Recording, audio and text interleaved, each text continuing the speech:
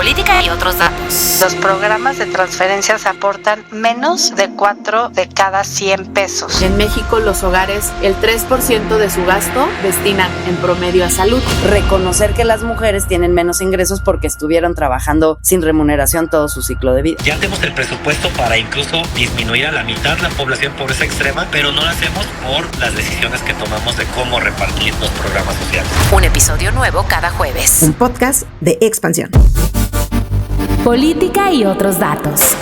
Para analizar, explicar y entender el ciclo político que vivimos. Política y otros datos.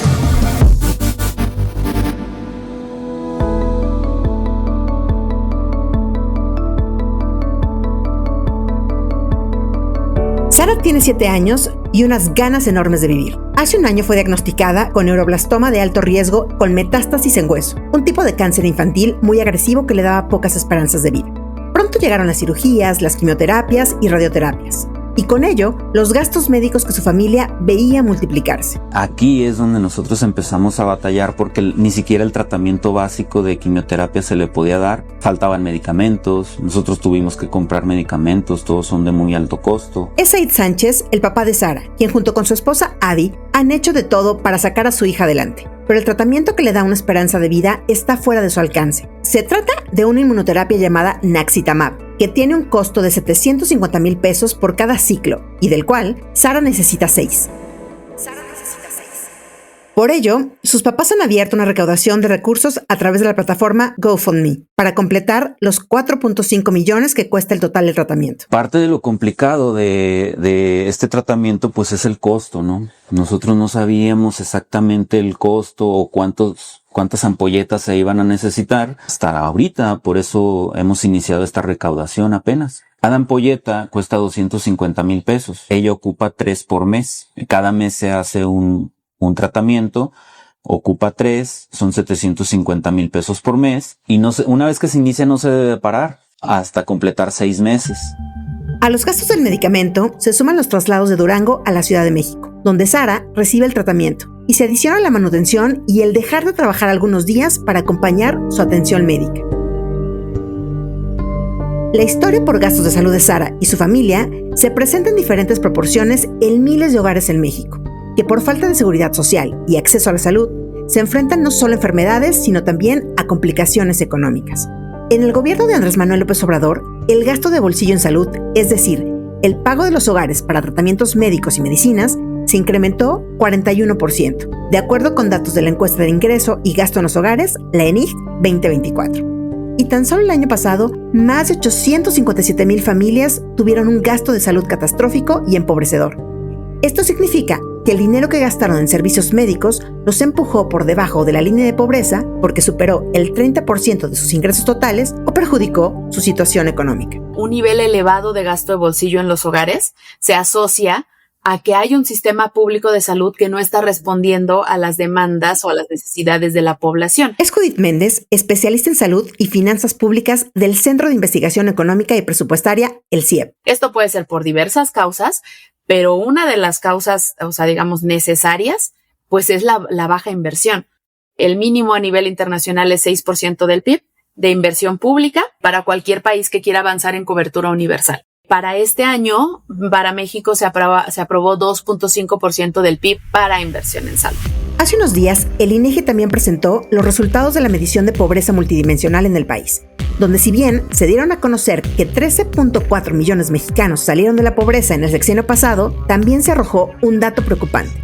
44.5 millones de mexicanos no tienen acceso a los servicios de salud, situación que se duplicó también en el sexenio anterior. Las carencias más grandes que tenemos en el país son las de seguridad social y la de salud.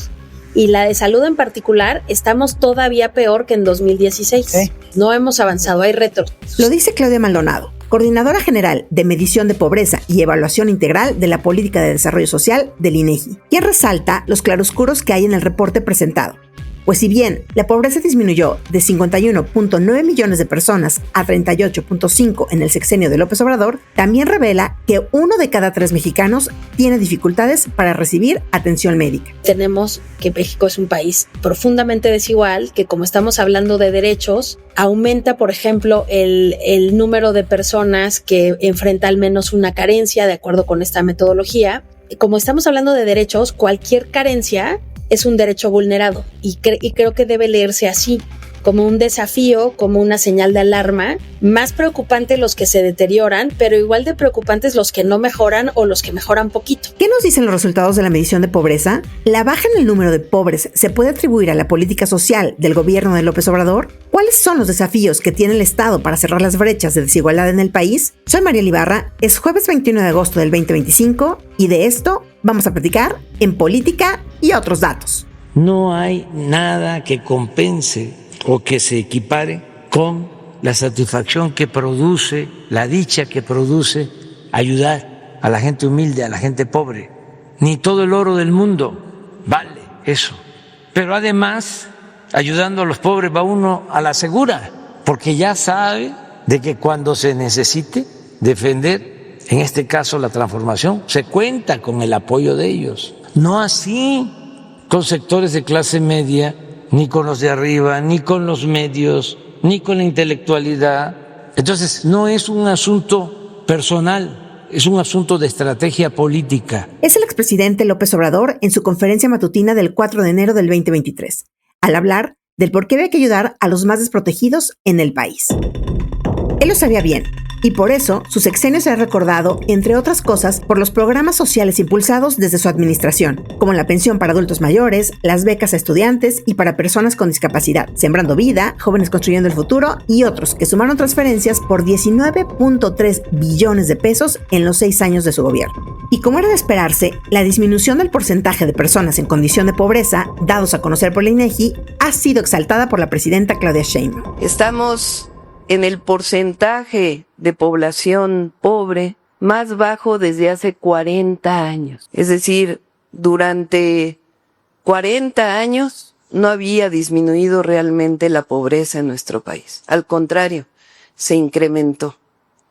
Y ahora este resultado muestra que la población en situación de pobreza es un porcentaje que es el menor en 40 años. Es decir, las personas viven con mayor bienestar. ¿Pero qué factores influyeron para este resultado? Los especialistas dejan algo en claro. La baja en el porcentaje de pobreza está relacionada al incremento en el ingreso en los hogares y a las acciones que se tomaron en el aumento del salario mínimo o la reforma laboral que eliminó el outsourcing o subcontratación en México. Paulina Gutiérrez, directora operativa de Acción Ciudadana frente a la Pobreza, destaca que el ingreso de los hogares proviene en su mayoría del aumento de los ingresos laborales. El trabajo aporta 75 pesos de cada 100 pesos del ingreso monetario de los hogares en 2024. Y sumando, por ejemplo, a las pensiones, que son también producto del trabajo, pero del trabajo pasado, son otros 9 pesos, entonces representa el 84% de cada 100 pesos. Entonces esto es muy importante.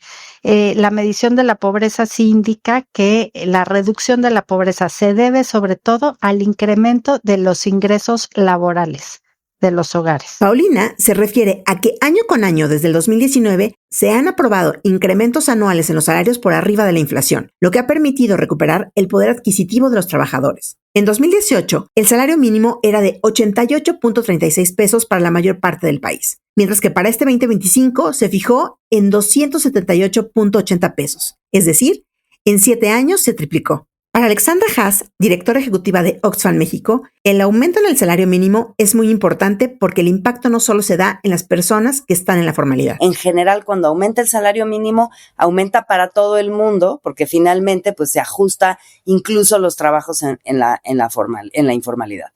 Es muy significativo que la gente tenga un mejor salario, y eso impacta directamente en las cifras de pobreza y de pobreza extrema, porque pues esto otra vez no habíamos visto un aumento en 20 años, ¿no?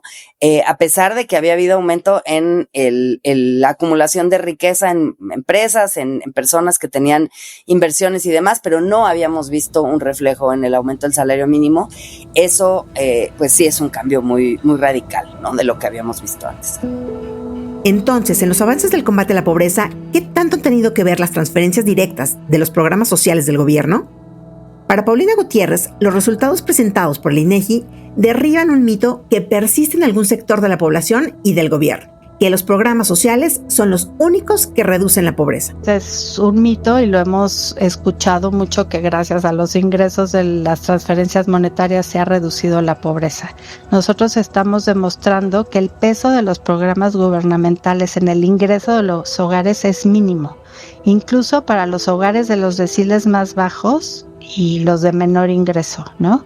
Entonces, para el promedio de los hogares, los programas de transferencias aportan menos de 4 de cada 100 pesos de ingreso, 3.63, ¿no? Para ser exactos. Máximo Jaramillo, director del Instituto de Estudios sobre Desigualdad, también subraya que los ingresos por programas sociales a las familias son menores de lo que se cree. ¿De qué fuentes proviene el aumento en los ingresos que se nota en los hogares? Bueno, 55% del aumento viene de, incremento en los ingresos laborales, en la parte laboral, que tiene que ver con todo lo que ya decía hace un momento, el salario mínimo, las reformas laborales como las de sindicatos, el outsourcing y demás. Y por otro lado, en contraste, por decirlo así, el aumento que proviene de los ingresos por programas sociales de transferencias monetarias es solamente 14%. Así, en 2024, los recursos que se entregaron mediante programas sociales representaron apenas el 16% del ingreso total que recibieron los hogares del país, mientras que los ingresos obtenidos por algún trabajo subordinado o independiente fueron equivalentes al 71% de acuerdo a los resultados del INEGI. Paulina Gutiérrez, de Acción Ciudadana frente a la Pobreza, pone sobre la mesa que a pesar de la inversión que se hace en los programas sociales, la política en la materia todavía queda de ver, y para muestra están los propios resultados del INEGI, en los que la población vulnerable con carencias sociales aumentó de 32.7 a 41.9 millones de personas. Nosotros lo que vemos es que, por ejemplo, las carencias que tienen que ver con la política social, que es responsabilidad del gobierno, que es los servicios de acceso a la salud, la educación y los servicios de vivienda, y como ya seguro has escuchado, en el acceso a servicios de salud, pues hay un deterioro brutal. La política social debería combatir estas carencias, ¿no? Y ahí es donde sí vemos que queda a deber. Regresamos a poner lupa a las carencias en salud y la historia de Sara, quien después de todo el esfuerzo en estos días ha recibido su primer tratamiento en el Instituto Nacional de Pediatría de la Ciudad de México. Hasta el momento, se ha logrado recaudar el 8% de la meta, pero Sara y su familia deben pagar, además, algunas de las medicinas que les deben suministrar en el hospital. Y cada vez más, esto pasa en muchas familias con pacientes, pues ante la falta de medicamentos e insumos médicos en hospitales, son ellas las que deben costearlos. Judith Méndez, experta en salud y finanzas públicas del CIEP, explica que para el 2024 el gasto de bolsillo de los hogares aumentó 8% respecto a lo que se gastaba en 2022 para salud y 40% respecto a lo que se gastaba en el 2016. 4 de cada 10 pesos de este gasto de bolsillo corresponde a compra de medicinas. Para los hogares de menores ingresos, la mitad de su gasto es por compra de medicinas. Y en este dato, Judith pone el acento en un estado. Aquí nos sorprendió, y yo sigo insistiendo en este dato, el aumento y el nivel de gasto de bolsillo que presenta Oaxaca. Pues resulta que 6,421 es el nacional y Oaxaca está en 8,000. A nivel nacional, digamos, en México los hogares, el 3% de su gasto destinan en promedio a salud. Sin embargo, en Oaxaca se duplicó. Los hogares en Oaxaca destinan 6% de su gasto para conceptos de salud. Además, Judith destaca que tan solo en el 2024, el 63% de la población contaba con alguna afiliación al sistema de salud público, pero 6 de cada 10 personas que necesitaron de servicios médicos decidieron atenderse en establecimientos privados o farmacias. Al final lo que vemos es que aún así la condición de afiliación o de acceso no te garantiza que tú recibas efectivamente la atención en una institución pública y que entonces no tengas que gastar de tu bolsa. Pero el reporte dado a conocer por el INEGI también destaca una condición que preocupa a los especialistas, y es la baja disminución de la pobreza extrema en el país, pues en 6 años apenas ha disminuido 1.7 puntos porcentuales. Hoy existen 7 millones de personas en esa condición. Claudia Maldonado, quien por primera vez coordina esta medición desde el INEGI luego de la desaparición del Coneval, nos ayuda a entender la magnitud. La población que se encuentra en situación de pobreza extrema es población cuyo ingreso es insuficiente para cumplir sus necesidades básicas alimentarias y es población que tiene 3 o más carencias. Pero si uno da un pasito atrás desde analizando de qué tamaño es la economía mexicana, qué tipo de país somos, saber que hay 7 millones de personas en esta situación y que la tasa de reducción es muy modesta comparada con el esfuerzo y con, yo creo, la capacidad potencial que tiene el país, pues sí, por supuesto que es una enorme señal de alarma. Claudia nos recuerda que los derechos que monitorea esta medición del INEGI son el derecho a la educación, a la alimentación nutritiva y de calidad, a la salud, a la seguridad social y a la vivienda digna y decorosa. Y lo hace a través de 6 indicadores de carencias que establecen las condiciones mínimas para poder ejercer estos derechos. Para Máximo Jaramillo, catedrático de la Universidad de Guadalajara, hay otro dato que es preocupante. Entre el 2018 y el 2024, la cobertura de los programas sociales disminuyó en estados con altos índices de pobreza como Guerrero, Oaxaca o Chiapas. En Chiapas alcanzó la disminución 22 puntos porcentuales.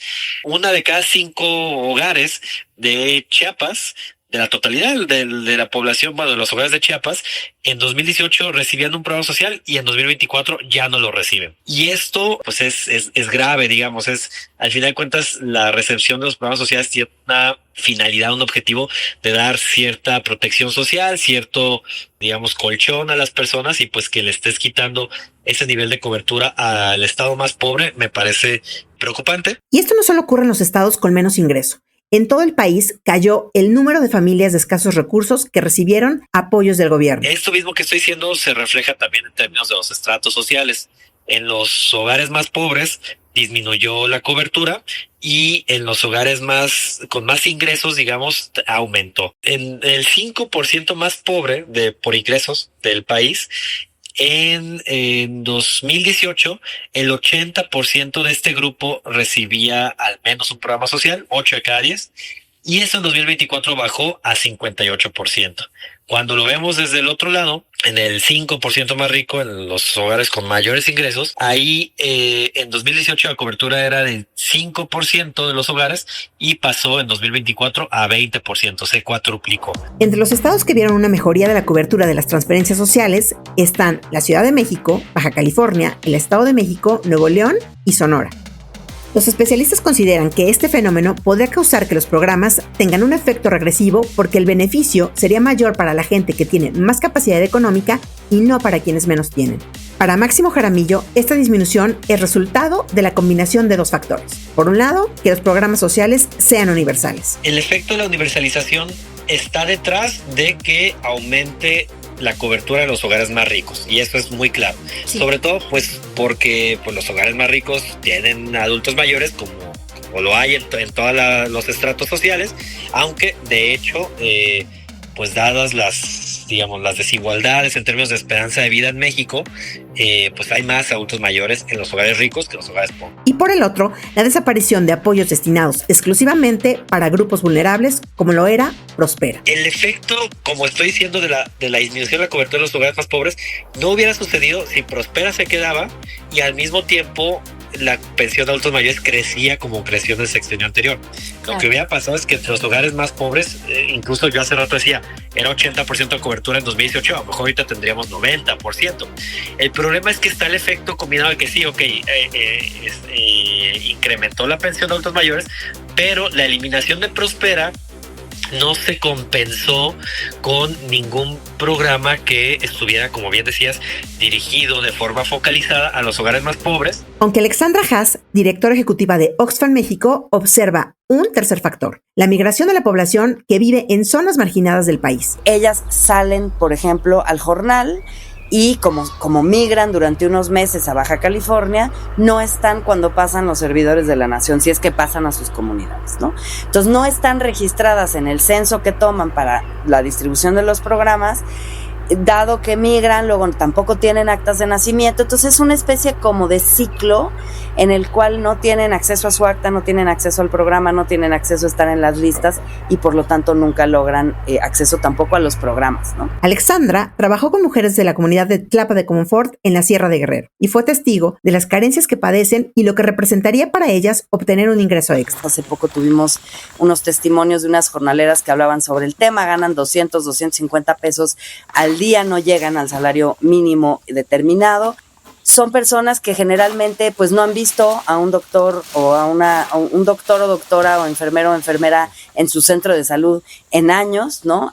Me acuerdo que terminandito la pandemia estuve allá, por ejemplo, en una comunidad y me decían que durante toda la pandemia no se presentó un doctor, no, por ejemplo, no llegaron hasta esos lugares las vacunas de COVID, y entonces le pedían a la gente que se desplazara. Para desplazarte, imagínate, a 3 horas de Tlapa, para conseguir un taxi, pues te cuesta como 1,000 pesos. Para las personas que viven en esas condiciones es muchísimo. Para el especialista, este caso de Guerrero es preocupante, porque muestra 2 brechas que históricamente no se han podido cerrar en el país: la étnica y la de género. Primero, sigue habiendo más pobreza en pobreza moderada y pobreza extrema de las mujeres en relación con los hombres, ¿no? Alrededor de un punto porcentual en cada uno de los tipos de pobreza.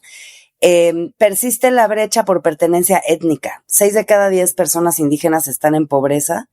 Es decir, más de la mitad de las personas indígenas están en pobreza, cuando solo el 25% de las personas no indígenas están en situación de pobreza. De ahí la relevancia de que existan programas verdaderamente focalizados para frenar con mayor rapidez el rezago, y también que se elaboren otro tipo de soluciones estructurales que atiendan temas igual de complejos, como un sistema de cuidados que contribuya a garantizar los derechos de las mujeres. El hecho de que las mujeres dediquen más horas a cuidar y que necesiten flexibilidad para cuidar, porque pues tampoco es que tenemos un sistema público de cuidados que nos permita, digamos, que las mujeres estén 8 horas en la oficina sin moverse, sino que pues el hijo salió de la escuela más temprano, la persona mayor está enferma, la persona en estado de dependencia necesita que le lleven la comida, ¿no? O sea, las necesidades pues no tienen horario. La labor de cuidados no solo representa un desgaste físico mayor para las mujeres, también puede significar una barrera para conseguir un empleo formal por las dificultades que plantea Alexandra. Esto nos hace más propensas a trabajar en el sector informal y que en sucesos extraordinarios como la pandemia de COVID seamos más vulnerables. Por ejemplo, lo vimos en la pandemia. Los primeros trabajos que se perdieron son los trabajos informales y por lo tanto las primeras que perdieron su trabajo son las mujeres. Además de que en la misma pandemia, ya lo aprendimos, vimos que cuando no hay escuela, las mujeres son las que cargan. Cuando no hay servicio de salud, las mujeres son las que cargan. En México, las mujeres de 15 años o más dedican casi 38 horas semanales de labores de cuidado del hogar en promedio, mientras que los hombres destinan solo 25 horas. Esta disparidad da como resultado un estancamiento laboral. Ante la ausencia de un sistema de cuidados totalmente establecido en México, Alexandra Haas destaca la importancia de las acciones y los programas del gobierno que contribuyen a reducir esta brecha. Que la presidenta haya bajado la edad de acceso a la pensión para adultos mayores de las mujeres en reconocimiento del trabajo de cuidados no remunerados. Y la verdad es que esa es una buena medida. Es una buena medida dentro de las medidas de los servicios de cuidados, reconocer que las mujeres tienen menos ingresos porque estuvieron trabajando sin remuneración todo su ciclo de vida. Desde mayo pasado, la Ciudad de México ya cuenta con su primer sistema público de cuidados. Y el pasado 11 de agosto, la jefa de gobierno, Clara Brugada, presentó la iniciativa de ley del sistema público, cuyo objetivo será asignar al Estado el trabajo de cuidados que ha sido invisibilizado históricamente. Declaramos que el cuidado dejará de ser invisible, dejará de ser una carga que recae casi exclusivamente en las mujeres, para convertirse en un derecho humano que toda la sociedad estamos obligadas, todos y todas, a garantizar. A pesar de estos avances a nivel local, en el país aún existe un rezago importante para garantizar estos derechos. La verdad es que a nivel nacional hay muchísimo que hacer, ¿no? O sea, tenemos también Jalisco, que tiene una ley de cuidados y algunos servicios. Tenemos en Nuevo León, tanto a nivel del estado como a nivel de de Monterrey y también de San Pedro, tienen programas de cuidados. Algunos en Oaxaca, por ejemplo, también hubo un programa de cuidados. En Puebla ha habido avances. O sea, hay ciertos municipios y entidades federativas que han tenido avances aquí y allá. Está bien. Creo que la Ciudad de México es como el mayor avance, pero hay otros de los cuales también podemos aprender. El tema es que somos un país de más de 130 millones de personas. Y con todos estos pendientes por atender, ¿es posible revertir estos indicadores que presentó el INEGI? Los investigadores consideran que sí, pero se requiere que el gobierno trabaje de manera prioritaria en 5 temas. Para Judith Méndez, lo primero es aumentar la inversión en educación y salud pública. Creo que es importante decir que no es algo de este año ni de los últimos años. Esto tiene más de una década que se tiene ese déficit de inversión. Entonces, creo que eso es importante decirlo. Cada vez nos hemos venido rezagando más, tanto que el gasto per cápita en México está más cerca de los niveles del gasto per cápita en Sudáfrica para salud, y países como Colombia, Costa Rica, Argentina tienen un gasto per cápita que duplica el gasto per cápita en México. Entonces, hay una brecha que se ha acumulado año con año que nos ha traído a esta situación. El segundo tema, de acuerdo con Alexandra, es la creación de empleos formales donde existan condiciones para incluir a las mujeres y donde no se vulneren los derechos laborales. El salario es un componente muy importante, como te decía, y se vio en la ENIG recientemente, el 30 de julio que salió. Y son complementarios las transferencias, pero justamente el tema salarial tiene que ser un tema que nos importe, pero no es solo el tema salarial. También necesitamos inspección laboral, porque la relación laboral se compone no nada más de la relación del salario, ¿no? Necesitamos una supervisión más amplia del Estado para revisar que no haya abuso, discriminación, maltrato, violencia, ¿no? Una serie de condicionantes que justamente también tienen que ver con la relación laboral y que pueden hacer que las personas entren y salgan de la relación laboral. El tercer lugar está abrir centros de trabajos en zonas rurales y en comunidades originarias con salarios dignos, como lo señala Paulina. Fomentar a las empresas de la economía social, especialmente en las zonas indígenas y rurales con mayor rezago social.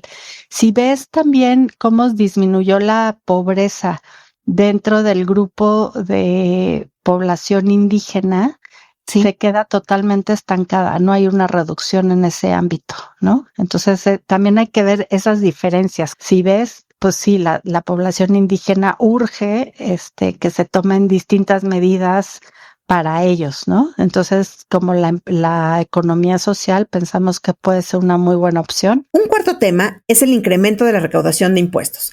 Actualmente, México recauda 17.9% de su PIB, una cantidad inferior al promedio de los países de América Latina y el Caribe. Tenemos una tasa recaudatoria que no está mal, digamos, la del ISR no está mal, pero hay una serie de condiciones por las cuales se nos va el ingreso al Estado que tendría que tener el Estado mexicano.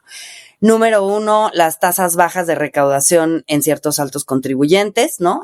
Tasas efectivas, por muchas razones, estrategias fiscales y también renuncias recaudatorias del Estado que se han ido quedando y que no han sido cuestionadas. Y en el quinto, y de los más importantes, de acuerdo con Máximo, el diseño de programas focalizados para las poblaciones en zonas de mayor rezago económico y social del país. El monto que ya se reparte tiene el potencial de sacar muchas más personas de la pobreza, por ejemplo, de la pobreza extrema.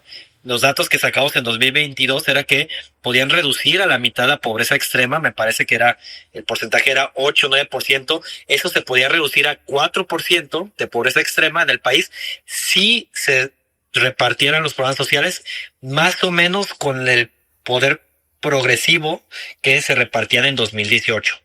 Y eso me parece a mí que es como la conclusión de las conclusiones más importantes, que ya tenemos el presupuesto para incluso disminuir a la mitad la población en pobreza extrema, pero no lo hacemos por las decisiones que tomamos de cómo repartir los programas sociales. Los datos que nos presentó el INEGI nos recuerdan que las carencias y la pobreza son temas complejos que no se acaban con un programa social. Y aunque pueden contribuir a minimizar el impacto, el margen para ampliarlos es mínimo. El problema es que estamos hablando de una fiesta de 20 niños con, en lugar de un pastel para 20, un cupcake. Y entonces nos estamos tratando de dividir un presupuesto minúsculo. Y claro, nos jalamos la cobija. Oye, es que quítales a unos para darle a otros y cómo no focaliza. No, el problema es que el Estado no tiene dinero para gastar. Por ello, si se quiere seguir apostando por una política de transferencias directas y atender el grave problema de la falta de acceso a la salud, tanto Judith Méndez como Alexandra Haas solo ven una solución: una reforma fiscal. La necesaria reforma fiscal progresiva que revise todo lo que platicamos, que revise quién está pagando qué, cuánto se paga de tasas efectivas de ISR, por qué los catastros no sean, y una inversión en catastros para que se actualicen, coordinación fiscal, la posibilidad de nuevos impuestos también, yo sé que no gusta, pero hay que verlo, y por supuesto el combate a la evasión fiscal que el gobierno del sexenio anterior y este gobierno siguen trabajando en ello, y hay que reconocer que es importante, pero no lo es todo. Sin embargo, recordemos que somos un país que como en el mundo estamos atravesando este cambio demográfico, que cada vez vamos a hacer mayor proporción de adultos y adultos mayores, y que pensemos si vamos a ser adultos mayores sanos, ¿no?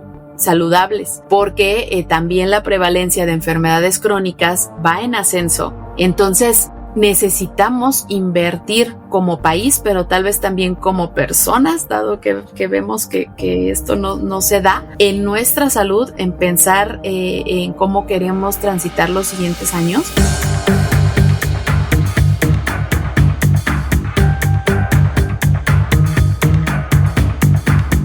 Muchas gracias a Alexandra Haas, Claudia Maldonado, Judith Méndez, Paulina Gutiérrez y a Máximo Jaramillo por todos los datos, contexto, análisis e historias que nos ayudan a acercarnos y darle perspectiva a todo el tema de pobreza multidimensional en México. También agradecemos a Dulce Soto, reportera de Expansión Política, por el apoyo con datos y algunas entrevistas para el episodio. ¿Ustedes qué piensan? ¿Será posible reducir la pobreza al mínimo en un futuro o es un problema que no tendrá solución? Déjenos su opinión en la plataforma en la que nos escuchan y si les gustó este episodio, compártanlo y activen las notificaciones. Sé que muchas personas querrán ayudar a Sara, así que en la descripción de este episodio les dejaremos la liga para apoyar su tratamiento. Gracias a Francisco Juárez por la asistencia en el desarrollo del guión y a María Roqueñí por la coordinación de invitados. Leo Luna es el responsable de la producción y diseño sonoro de este episodio. Mónica Alfaro es la editora de Broadcasting y la idea original está a mi cargo. Nos escuchamos la próxima semana con más política, más explicaciones y también con otros datos. Bye bye. Toda la información, detalles y seguimiento de los personajes políticos de México y el mundo en política.expansión.mx. Política y otros datos es un podcast de Expansión.